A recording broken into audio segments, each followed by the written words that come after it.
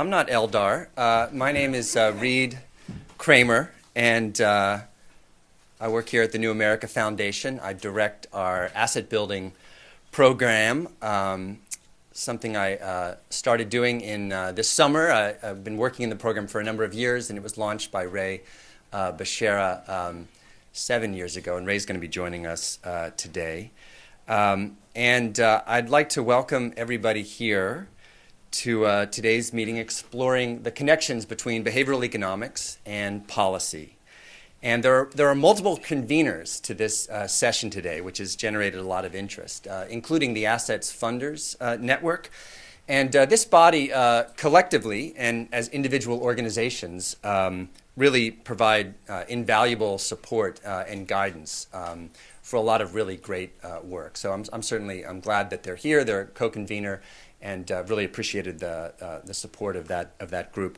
The additional conveners are Ideas 42, the Russell Sage Foundation, the Annie E. Casey Foundation, and of course the New America Foundation. So as an official co-convener and host for you today, I'm welcoming you, and I'll start us off here in our relatively new space. I know some of you have been here, some of you have just joined us.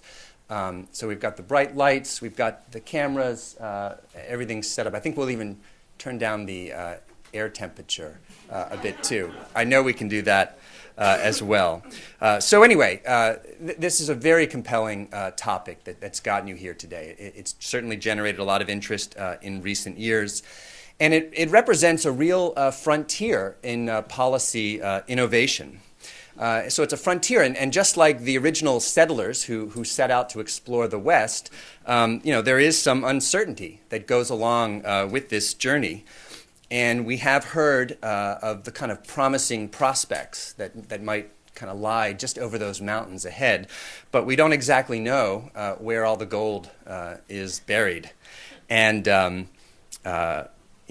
like the settlers, we have decided to leave the friendly confines of our home and more familiar policy terrain to go out and seek those great riches. Because earlier entrepreneurs have come back kind of bragging and boasting of all the things that they've discovered, with their small tweaks to existing rules or streamlined forms and processes, and with outcomes that currently we can only dream about.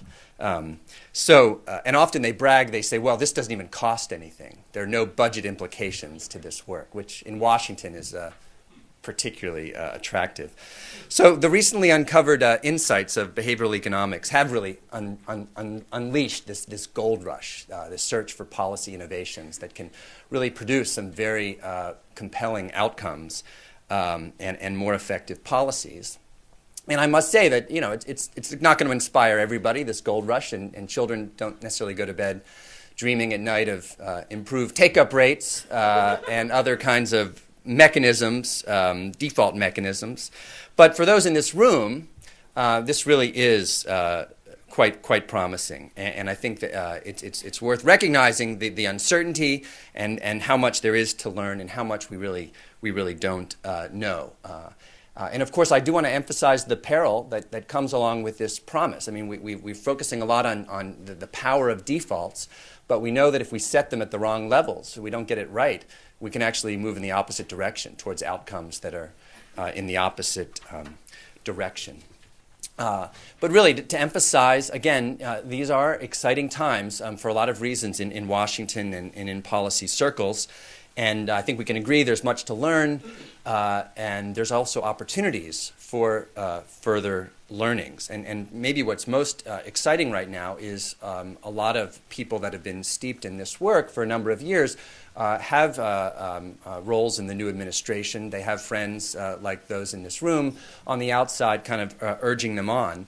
And these include people like the OMB Budget Director, Peter Orszag, and OIRA Head, Cass Sustein, and even our keynote speaker today, Michael Barr, over at Treasury, who we're very looking forward to hear from later today. We meet today to explore, ways to take advantage of these initial insights from behavioral economics, but also to explore ways to take it to that proverbial next level. And I think that's going to be what we focus on in our discussion today, looking at a number of issues, including savings and credit and other access to financial services that will really drive our discussion today. So before I turn it over to Irene Scricky of the Annie Casey Foundation, I'll just share a few logistics with you. Everyone got a packet on their way in that includes the agenda, bio list, speaker bio sketches, and some background papers. Some of you have found the restrooms. They're outside on either side of the elevator. And let's see, there's also, anyone needs wireless, there's instructions in your packet about how to access the wireless system. And upstairs, up the spiral staircase, there's a room available for side conversations and phone and whatnot that we have reserved all day. And we're going to have lunch outside. We'll pick up boxed lunches. We'll bring them in. I think Michael Barr's on a fairly tight schedule today, so we'll try to do that fairly quickly, and that will become apparent at the time. And finally, this was kind of an invite-only gathering, but it is kind of on the record. We're recording it for posterity so we can kind of track what's been said and follow up. And we'll have mics for the broader conversation. So when they wait for them to come around, identify yourself and enjoy the day. Thank you.